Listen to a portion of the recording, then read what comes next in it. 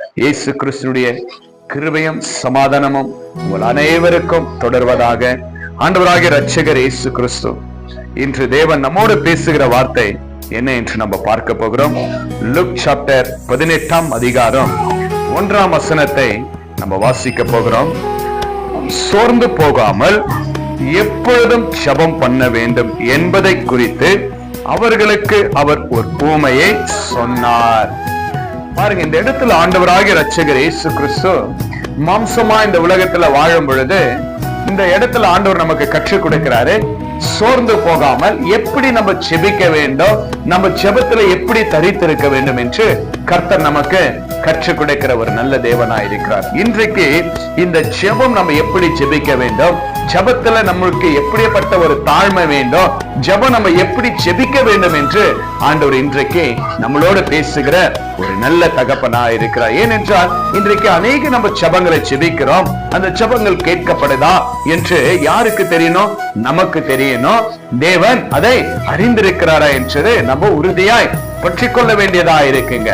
அப்போ பாருங்க, இந்த இடத்துல ஆண்டவர் சொல்றாருங்க, அநேக பரிசேயர்கள் வேத பரிசேயர்கள் எல்லாருமே அந்த இடத்துல கூடிய எல்லா ஜனமும் இருக்கிறார். உங்களுக்கு சொல்ல போனாக்கா எப்படி சொல்லணும் என்றால், வேதத்தை நல்லா அறிந்தவங்க, என்னங்க, பணக்காரங்க, ஏழைங்க, தேவனை அறியாதுங்க, புறஜாதி எல்லாருமே அந்த இடத்துல இருக்கிறாங்க. அந்த இடத்துல ஆண்டவர் சொல்றாருங்க, 9ஆம் வசனத்தை நம்ம வாசிக்கலாம்.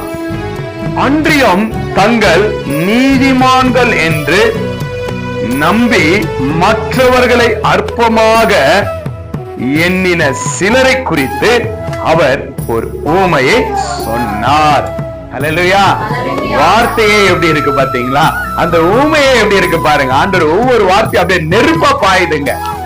என்ன எப்படி இருக்கிறாங்கன்னா, நான் ஆலயத்துக்கு போகிறேன், என்னங்க, ஆலயத்துக்கு போறேன், நான் தசம பாகம் கொடுக்கிறேன், காணிக்க கொடுக்கிறேன், இல்லையா, நான் நீதிமான். அது என்ன குறிக்குதுன்னா பெருமையை குறிக்குது. எப்படி குறிக்குதுங்க? பெருமையை குறிக்குது. ஏனென்றால் அது கீழ் வசனத்துல கர்த்தர் அந்த ஊமையை சொல்லுவாருங்க. எப்படி நம்ம ஜெபிக்கணும், கர்த்தர்கிட்ட நம்ம எப்படி தாழ்த்தப்பட்டு இருக்கணும். எந்த ஒரு மனுஷன் ஆண்டவருடைய சமூகத்துல தாழ்த்தப்பட்டு கர்த்தருடைய சமூகத்துல வர்றாங்களோ அவங்களை கர்த்தர் என்ன பண்றாருன்னா உயர்த்துகிறவராக இருக்கிறார். ஹல்லேலூயா, ஹல்லேலூயா. இப்ப நீங்க தாழ்த்தி ஆண்டவருடைய சமூகத்துல வந்திருக்கிறீங்க. அன்பு சகோதரி சிஸ்டர் இருமிட்டு இருக்காங்க, அவங்க சரீர பலவீனமா இருக்கு. இந்த ஜெபம் முடிந்து போறதுல அவங்களுடைய சரீரத்துல இருக்கிற எல்லா பலவீனத்தையும் முற்றிலும் மாற்றுவார். இது விசுவாசம். ஹல்லேலூயா.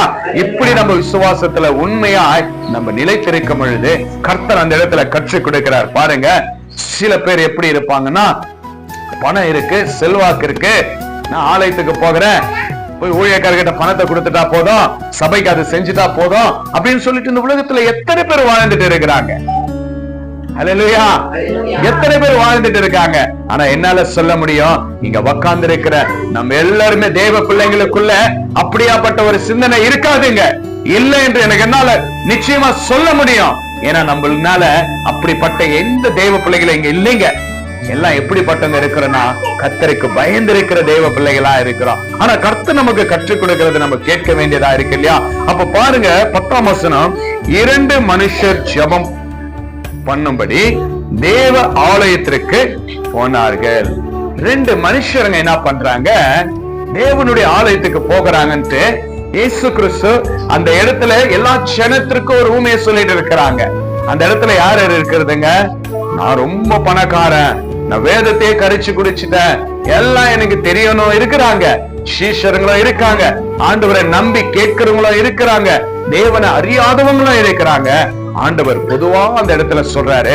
அப்போ இந்த வார்த்தையை சொல்லும் பொழுது யாருக்கு எந்தெந்த வார்த்தை அடிப்படுதோ அதை என்ன பண்ணணுங்க, திருத்திக் கொள்ளணும், அதை மாற்றிக்கொள்ளணும். இப்போ அநேக வியாதிஸ்தலர்கள் என்ன பண்றாங்க, ஹாஸ்பிட்டலுக்கு போகிறோம், போன பிறகு அவங்களுக்கு தேவையான டாப்லெட்ஸ் என்ன பண்றீங்க, கிடைக்கிறாங்க. ஒரே ஹாஸ்பிட்டல் தான், ஆனா எல்லாத்திற்கும் அந்த இடத்துல என்ன பண்றாங்க, போகிறாங்க. ஜுரம் இருக்கிறவங்க, தலைவலி இருக்கிறவங்க, வயிறு வலி இருக்கிறவங்க, இப்படி அநேக ப்ராப்ளம் இருக்கிறவங்களுக்கு அந்த டாப்லெட்ஸ் கொடுத்து என்ன ஆகுதுங்க, அந்த இடத்துல கிளியர் ஆகுது. அது போலதான் அந்த இடத்துல எல்லாருமே இருக்கிறாங்க. அப்பாவுடைய வார்த்தை எல்லாருடைய காதுகளுக்கும் கேக்குது. நம்முடைய எல்லா காதுகளுக்கும் கேக்குது இல்லையா? கேக்குதா இல்லைங்களா? ஒரு ஆமென் சொல்லலாமே. ஏன் சோகமாவே இருக்கிறீங்க? ஆண்டவர் நம்ம ஜெபத்தை கேட்கிற தேவனா இருக்கிறார். நம்ம சந்தோஷமா இருக்கணும். நம்முடைய துக்கங்கள், கவலை, கஷ்டம் எல்லாவற்றையும் தூரமா வச்சிடணும். ஏன்னா எப்போ ஒரு மனுஷன், தேவனுடைய பிள்ளைங்க ஒரு ப்ராப்ளத்தை நம்ம கண்ணு முன்னாடி கிட்ட வைக்கும் பொழுது அது பெருசா தெரியும். ஆனா அதை தூரமா வச்சிருங்க, பெரிய தேவனை பக்கத்துல வச்சுக்கங்க.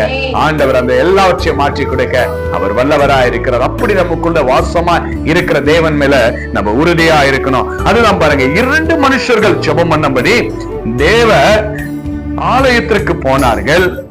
அப்போ அங்க ஒருவன் பரிசேயன், மற்றவன் ஆயக்காரன். ஒருத்தன் நல்லவன் இருக்கிறான், ஒருத்தன் கெட்டவன்ட்டு அந்த இடத்துல ஆண்டவர் சொல்றாருங்க, ஒருத்தன் பரியாசக்காரன், ஒருத்தன் ஆயக்காரன் அப்படின்றாருங்க.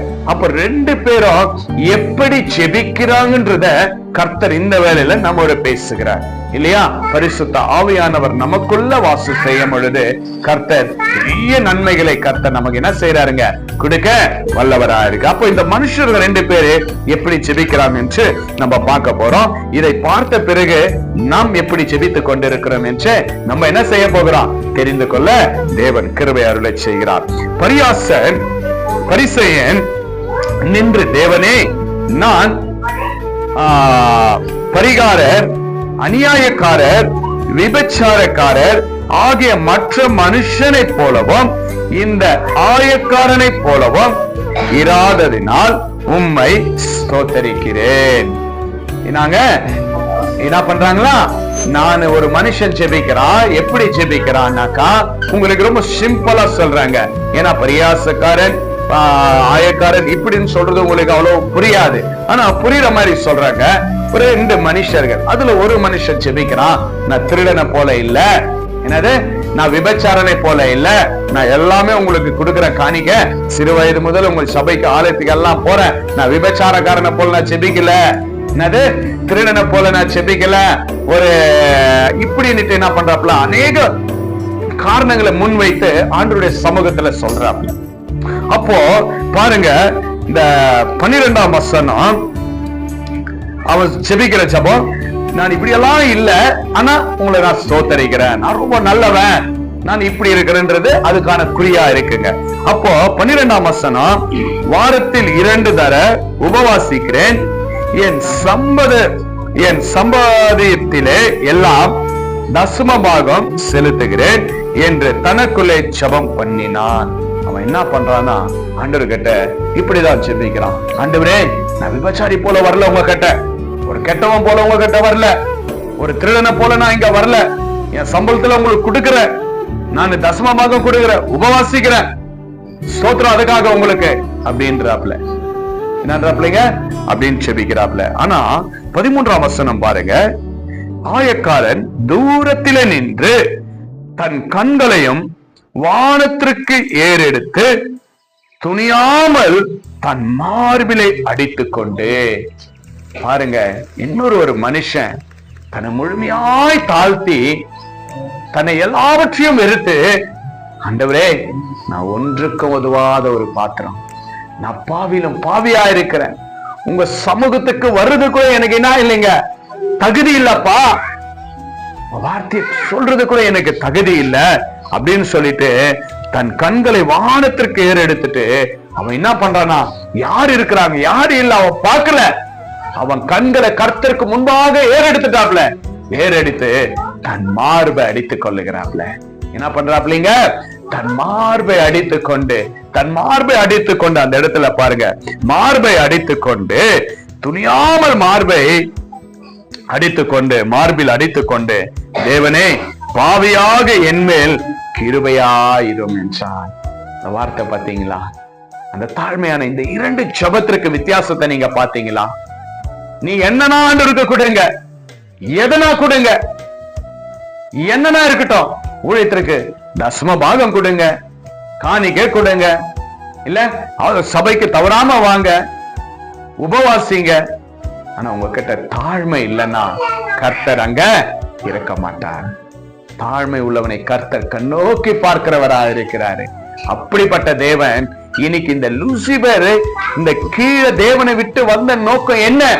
அவனுக்குள்ள பெருமை, பெருமை உள்ளவனுக்கு தேவன் எதிர்த்து நிற்கிற என்றாருங்க. தாழ்மை உள்ளவனுக்கோ கிருபை அழைக்கிற என்றாருங்க. அந்த தாழ்மை உள்ளவனுக்கு கிருபையை கேட்கிற ஆண்டவர் கிட்ட. இப்படி நம்ம என்ன செய்யணும்னா, என்ன நம்ம கிட்ட இருந்தாலும் ஏது இருந்தாலும் நமக்குள்ள ஒரு தாழ்மை இருக்கணும். நம்ம குடும்பத்துல தாழ்மை இருக்கணும். பெரியவங்க, உங்களோட பெரியவங்களோ சிறுவங்களோ தவறா பேசிட்டாங்களா, ஏதோ ஒரு காரணமா ஆயிடுச்சா, தாழ்மையா இருங்க. கொஞ்சம் நம்ம கோபப்பட்டா அந்த கோபம் என்ன ஆகுதுனாக்கா பல பாவங்களை நம்மளை கொண்டு போய் சேர்க்கிறோம். கோபம் கொண்டாலும் பாவம் செய்யாத என்றாருங்க ஆண்டவர். சங்கீதம் 4:4 அதுதான் சொல்றாரு, கோபம் கொண்டாலும் பாவம் செய்யாத என்றாருங்க. அப்போ நமக்குள்ள பாவம் வரக்கூடாதுன்னா எப்படி இருக்கணும்னா, நமக்குள்ள கோபம் இருக்கக்கூடாது, பெருமை இருக்கக்கூடாது. அந்த தாழ்மையை கர்த்தர் விரும்புகிறவராக இருக்கிறார். அந்த தாழ்மை நிமித்தமா தான் ஆண்டவர் மரியாளுடைய வயிற்றுல அந்த தாழ்மை உள்ள ஒரு பெண்ணிடத்துல ஏசப்பா பிறந்தவராக இருக்கிறார். அப்போ இந்த மனுஷன் கேட்கிறாருங்க, பாவியாக என்மேல் கிருபையாயிரும் என்றார். அப்ப ஆண்டவர் அங்க சொல்லி கொடுக்கிறாரு, இந்த மனுஷனுடைய ஜபம் பாருங்க, இந்த மனுஷனுடைய ஜபத்தை பாரு. இந்த மனுஷல மார்பிள் அடிச்சு அவனுடைய கண்களை உண்மையாய் ஆண்டோட சமூகத்துல ஏறெடுத்தாப்லங்க. இன்றைக்கு நம்முடைய வாழ்க்கையிலும் நம்ம தாழ்மையாய் கர்த்தருடைய சமூகத்துல நம்ம ஒப்பு கொடுத்து அவரை நோக்கி பார்க்கும் பொழுது நம்முடைய குறைகளை கர்த்தர் நிறைவாக்க வல்லவராக இருக்கிறார். நம்முடைய தாழ்மையை ஆண்டவர் உயர்ந்த அடைக்கலத்துல வைத்து ஆசீர்வதிக்க அவர் வல்லவராக இருக்கிறார். இதெல்லாம் சொல்லிட்ட பிறகு கர்த்தர் 14ஆம் வசனத்துல ஆண்டவர் சொல்றாருங்க, அவன் அல்ல, இவனே நீதிமானாக்கப்பட்டவன். என்னங்க, நீதிமானாய் மாறினான். அவன் இல்ல, அந்த நீதிமான் என்று சொல்லிட்டு இருந்தானே, நீதிமான் நான் தான், எல்லாத்துல கரெக்டா இருக்குமே, அவன் நீதிமான் அல்ல. எந்த ஒரு மனுஷன் தாழ்த்தப்பட்டானோ, எந்த ஒரு மனுஷன் கர்த்தருடைய சமூகத்துல தாழ்மையா இருந்தானோ அவனே என்ன ஆயிட்டாங்க, நீதிமான் ஆயிட்டான். தன் வீட்டுக்கு திரும்பி போனான் என்று உங்களுக்கு சொல்லுகிறேன். ஏனெனில் தன்னை உயர்த்துகிறவன் எவனோ தாழ்த்தப்படுவான், தன்னை தாழ்த்துகிறவன் உயர்த்தப்படுவான் என்றார். ஆண்டவர் அங்க சொல்லி கொடுக்கிறார். இப்படி இருக்குது. அப்போ எந்த ஒரு மனுஷன் உயர்த்தப்படுத்தி பெருமையா பேசுறானோ அவன் என்ன பண்றான், கீழே விழுந்து போயிடுறான். ஆனா எவன் ஒருத்தவன் ஆண்டவருடைய சமூகத்துல தன்னை தாழ்த்தி ஒப்பு கொடுத்து அவரே நோக்கி பார்த்து தன் உள்ளத்துல இருக்கிற எல்லா கவலை, கஷ்டங்கள், பெருமை, செல்வாக்கு எல்லாம் இருந்தோ ஆண்டவருடைய சமூகத்துல தாழ்மையா இருக்கிற மனுஷன் கர்த்தர் உயர்த்துகிறவராக இருக்கிறார். அந்த ஜெபத்தை கர்த்தர் கேட்கிறவராக இருக்கிறார்.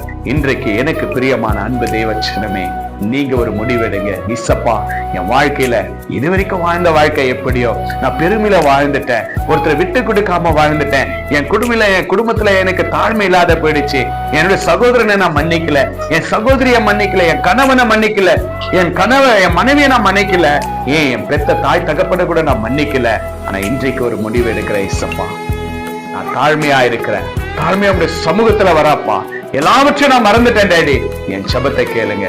உம்முடைய கிருபை எனக்கு இறங்கட்டும் அப்பா, உம்முடைய கிருபை என்னை ஆசீர்வதிக்கட்டும் என்று நீங்க ஆண்டவருடைய சமூகத்துல ஒப்பு கொடுக்கும் பொழுது கர்த்தர் கிருபை அளிக்கிற ஒரு நல்லவராக இருக்கிறார். நம்ம எப்படி வாழ வேண்டும் என்று கர்த்தர் நமக்கு கற்றுக் கொடுத்து வழிநடத்துகிற ஒரு நல்ல தகப்பனாக இருக்கிறார்.